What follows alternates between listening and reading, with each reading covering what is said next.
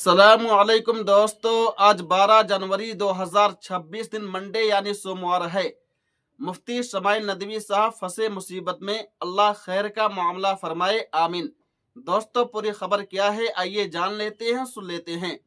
अल्लाह के वजूद पर मबनी मुबाहिसे में हिस्सा लेने वाले मुफ्ती शमाइल नदवी के खिलाफ एक्स पर एक पोस्ट को रिपोस्ट करते हुए कांग्रेस के सीनियर लीडर राजू शुक्ला ने लिखा, इस मौलाना के खिलाफ सख्त कार्रवाई होनी चाहिए, आईन से बालातर कुछ नहीं है। मुफ्ती शमाइल नदवी ने कहा था कि हमारे मुल्क में मुसलमान गलत रास्ते पर चलते रहे हैं।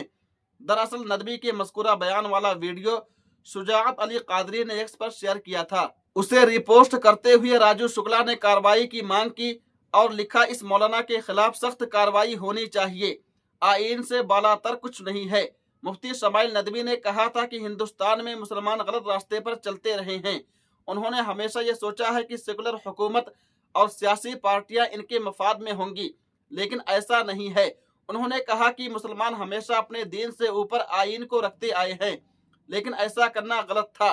नदवी ने कहा, हम चाहते हैं कि हमारे मौजूदा हालात दुरुस्त हो जाएं, तो इसका हल किसी सियासी पार्टी में नहीं बल्कि दीन में है। हमारा इस मुल्क में नुक्ते नज़र गलत रहा। हमें कहते फिरे कि हमारा वतन हमारे दीन से ज़्यादा मुक़द्दस है।